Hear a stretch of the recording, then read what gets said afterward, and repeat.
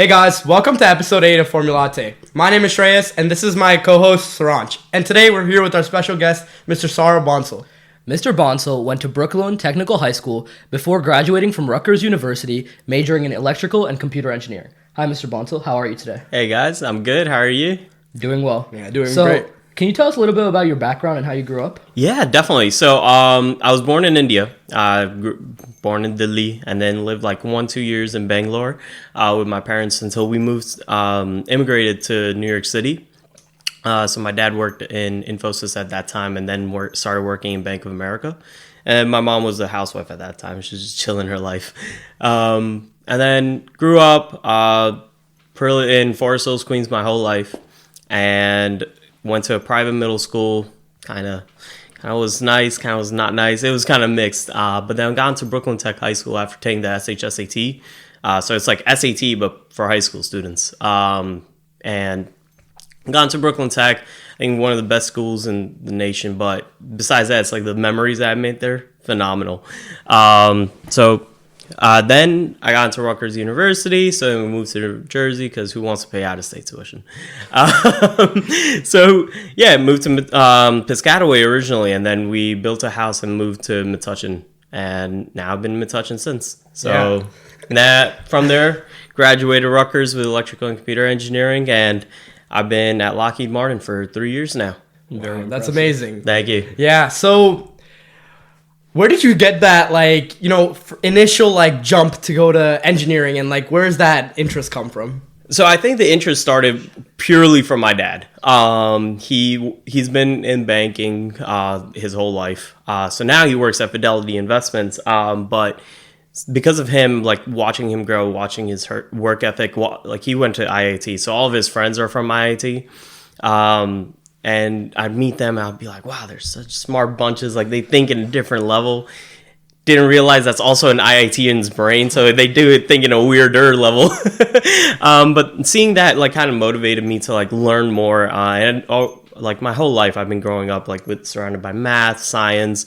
I loved physics growing up too. So naturally you enter engineering. So Brooklyn Tech actually quite helped me a lot with that. So first 2 years in Brooklyn Tech, basically I would take basic STEM courses, calc,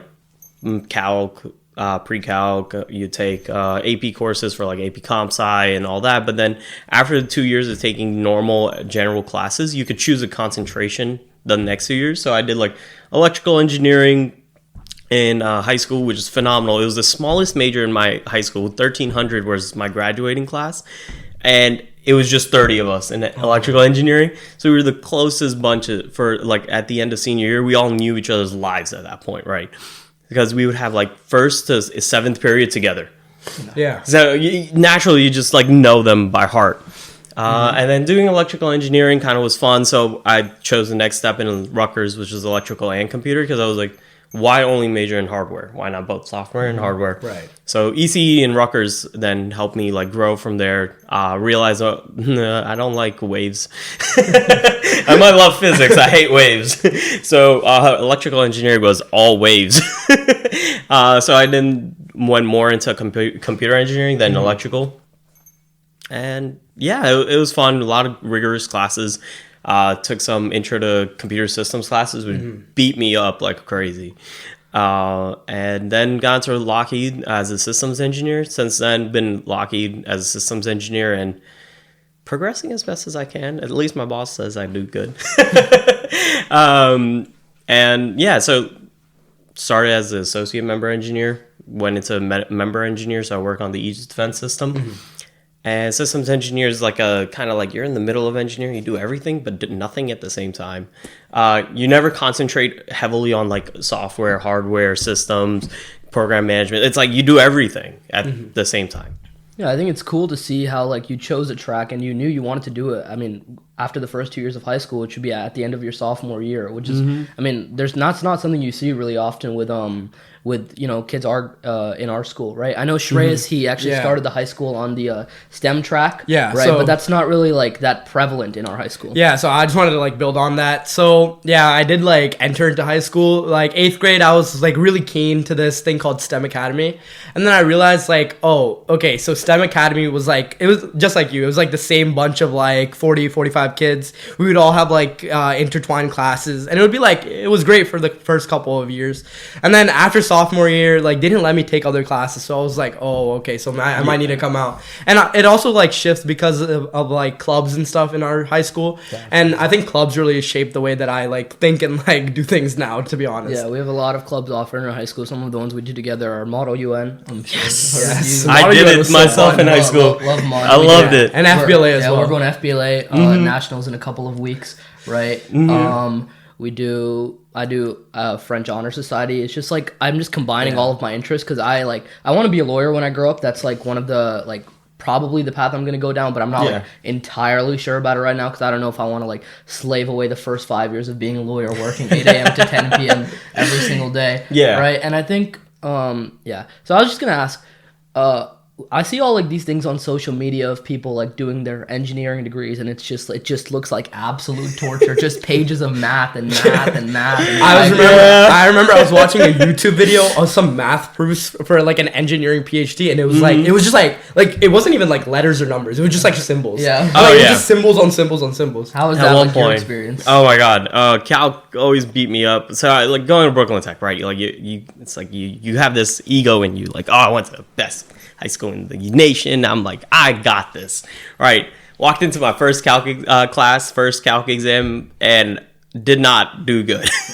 I was like the cocky kid. I was like, yeah, I got this. I was like, I don't need to study. I didn't study in high school that much. I'm good. I walked into calc and they were like, yeah, no, buddy, that's not college for you. So, I mean, my first year, I was like a 2 point something GPA. It was absolutely disgusting. I remember like after my first like finals, I was like, oh, my parents are gonna murder me. Like we spent so much money on college, and now I'm like gonna die because I'm failing life. What do I do? So it's that part. Like I had friends who they were doing the same boat. Like they went to top like high schools. They did They did horrible in their exams, and now they're like, what do we do?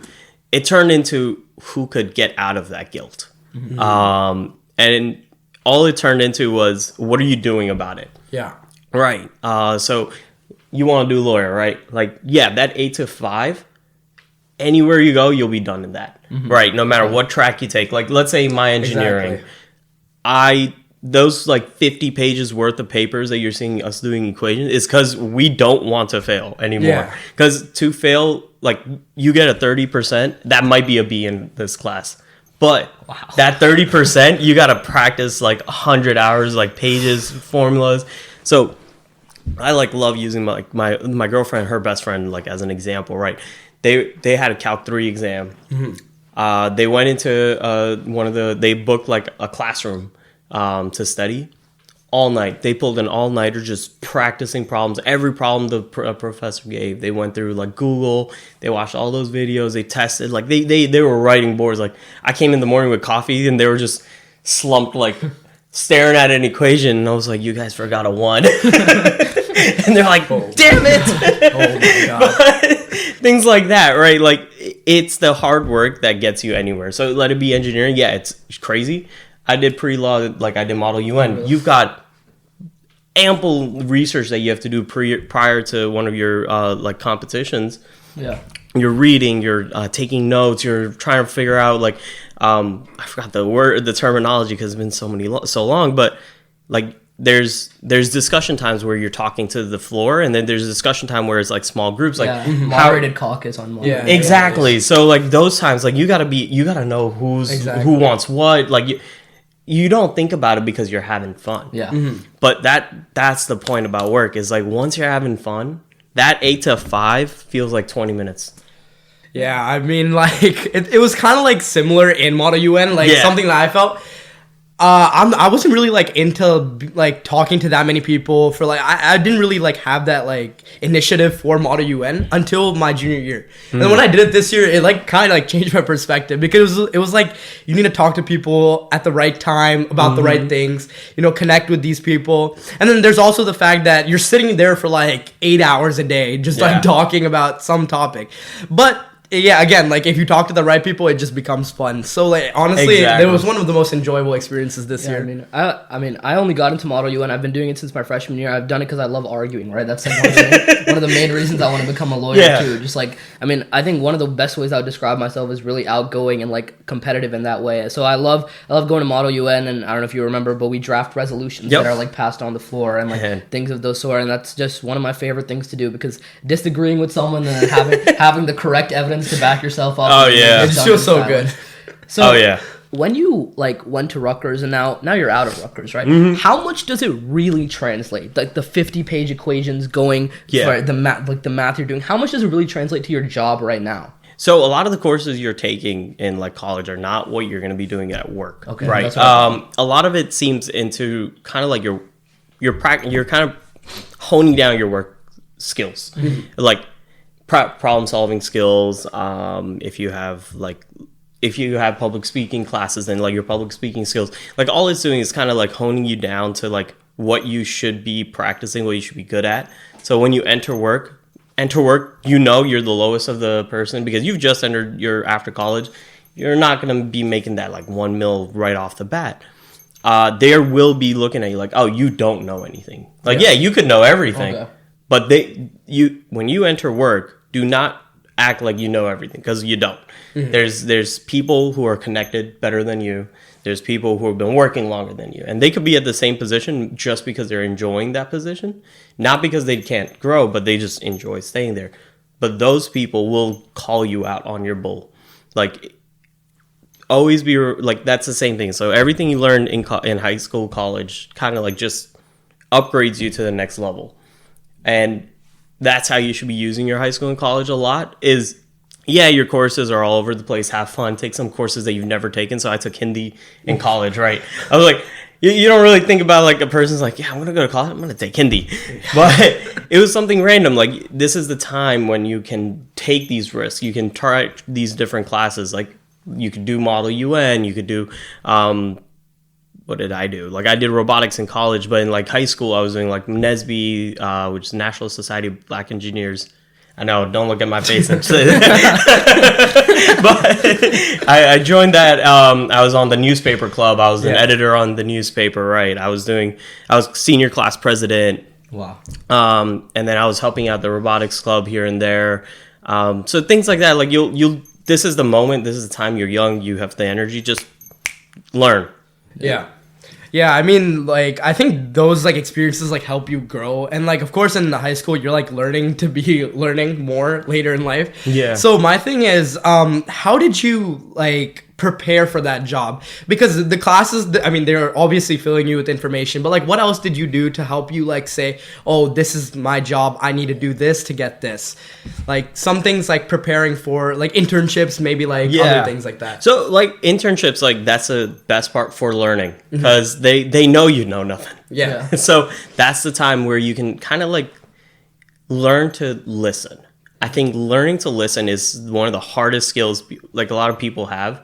And I say it to myself, like I had the same issue, like when I was in high school and college, like you wanted to be heard. So sometimes the best way to be heard is you don't listen to the person who's trying to counter you. Right. Like in Model UN, I know a lot of times where I shut down a caucus by just not listening to the person and still doing what I wanted to do. But at work, sometimes it's best just to sit down and listen. So prepping for it is hard, but because you don't know about this, right? So like some things I did to prep was like, hey, if I'm afraid to like ask a question, don't ask the question. But before you just go to the senior engineer and say, hey, like I'm confused, remember to try it yourself first, right? So that's like what I did in high school and college, where I like practiced just if you saw me, I'd be in a quiet room, just be like, leave me alone. I need to figure this out real quick. Right. And then after that, if I'm still confused, then go to my friends like, hey, like, what are you guys doing? Like, let's try to work together instead of like, hey, what was your answer? Yeah. So those things definitely help. Like, don't be afraid, one, to ask questions. Two, like, practice on yourself. Like what is going wrong? Like, what can you be doing better? And three, reflect after. Like, what you should have been doing better. Yeah, exactly. And like whenever we're in like group projects and stuff, or like just in a class, like I remember I was in, I think, Spanish, and like Spanish is like it's a class that I don't know, a lot of people don't take seriously, like any language class. Yeah. But I know Saurabh's just super serious about French.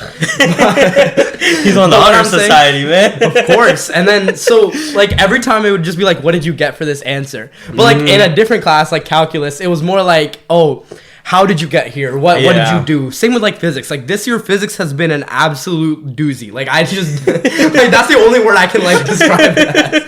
It's just been really, really hard to like keep up. Yeah. But it's more of like how did you do this problem rather than what is the answer to this problem? Yeah. And it is easy to, like, I'm not going to say I was 100% where I was like, yeah, guys, I was perfect all of my life. No, I also did would you just tell me what you put down? Like, I'm late for this assignment. I got to get going, man. Yeah. Right? Like, I'll say that. Like, I've done that before. I won't say here saying, like, oh, I was a perfect model student, model engineer right off the bat. It just came down to learning on the spot. But always know, like, expect failure. I think that's the hardest thing, and being Model UN helps greatly for that, right?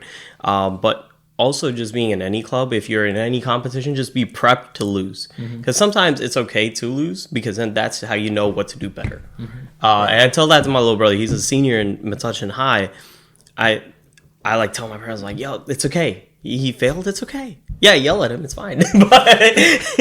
but let him learn. Yeah. Right, like don't just give him the answer. Don't give him the tools like right off the bat. Let him find them.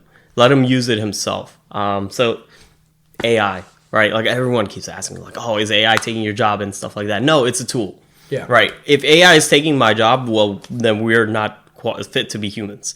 But the best part about AI is not that one is controversial topic. Is I don't think AI is really AI. Right now, it's just pure data. Yeah. Like what ChatGPT is doing is just taking a lot of data, putting it together, and then it's a massive search engine just searching through like the entire data that they have. So pure AI will auto update itself, which isn't happening yet, right? Like you're seeing these patches, versions of ChatGPT, but the best part about it is it's a new data source you guys can use. So use these, like learn from them instead of just like, hey, I was a ChatGPT. Tell me how you do this question real quick, and it's just the answer, right? It's like, all right, let me write it down. Like for us, like we had Chegg, like we would see like what people previously put down, and just like try to see that. But things like that is like you can look at it, but that's to see if you did what you did right. Yeah, I take AP macroeconomics, and we had a guest speaker come in the other day, and he is like an expert on AI. He's a professor at some, I think, University of Delaware, right? And he lectured to us about like AI and econ, and he was talking about like right now we haven't reached levels of something called artificial general intelligence and artificial superintelligence, right? And those are like artificial superintelligence would be some sort of transformative AI, something like self-driving cars, some sort of genuine humanoid robots that could come into play. And we haven't even reached artificial general intelligence, which is like when AI can actually think like humans and make smart decisions, because right now it doesn't have like some sort of emotional capacity. And we're not there in that aspect yet, which is why like right now I'm actually writing a research paper for my final about how AI is transforming the economy. I'm talking about it being like a two-speed economy. Basically, it helps high-skill, high-wage workers who can use their intelligence to further what AI gives them. But then the low-skill, low-wage workers, they're left behind. Their wages are stagnant because they're being displaced by AI. And a really big thing that's come across is that these are sectoral changes. It all depends on the sector you're working in. And I think that's causing a lot of fear for people right now, because they're like, what if I want to go into some like clerical job, some sort of manufacturing, like maybe like healthcare, right? And they're worried because if it's happening right now, we're juniors in high school. Let's say you want to go into med, that's at least 10, 12 years until you can become like maybe like a radiology assistant. Yep. And boom, not ChatGPT, but other sort of machine learning or predictive analytics is already able to guess like what tumor this patient has, right? And it's doing it with accuracy. 97% accuracy is one of the studies I found, which is it's just incredible. And I think that while there is the right for there to be fear, I think we have to transform our soft skills more than anything, because my dad, he's actually like he works for a software company, right? And he hires people. Like one of his main jobs is like hiring like new employees who are like young, fresh out of college. And he says like now he's not looking for them to write code for him on an interview anymore. He's looking for them to show how well they can work with the groups they're in. Right? Because AI has taken over so much that we're not sure. Maybe it'll reach artificial general intelligence in a minute. Maybe it'll reach in a month. Maybe it'll reach in 10 years. We really don't know. So what we do know is that in order to like work efficiently, we need to be able to work together, and that's what a lot of firms are looking at right now. So would you say that's reflected in your firm as well? So Lockheed, being a defense company, we're never using AI. Given it's like American contract, defense contracts, one thing is like you want to keep your sources and your info to yourself. So you're not going to let an external source like an AI generative model like just start reading into your data. That would be a massive security violation in so many levels. So a lot of the work in defense right now is still like we doing it ourselves, and like kind of still like the old regime where it's like, oh, you're coding from like scratch. But the best part is like you're never coding from scratch, right? You're on a team, you're working together. So those things are where it comes down to like, can you problem solve together as a team rather than try to just control it and be like, no, this is my way, this is the right way. There's never a right way in coding. I know that because my professor literally said it multiple times, like, yo, you could have like 5 different versions of this code and all work. And I'm like, you're right. I think engineering is like a really, really like cool field because there's so many ways. Like engineering is basically in everything. Like everything we live in modern like society is just all like engineered by something or someone. And like I feel like engineering is like a field that a lot of people like should aspire to be in. I mean, like in any case, like even in like business or med, like engineering is still prevalent.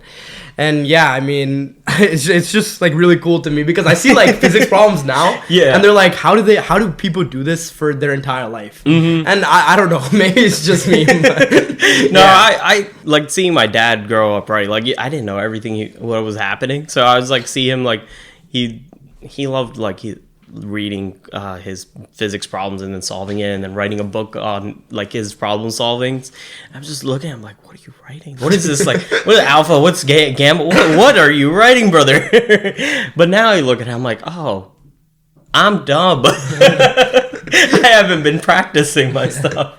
So it definitely is like different. But yeah, I forgot the question too. I don't know if there was a... No, I don't think there was a question. I was just appreciating was I trying engineering.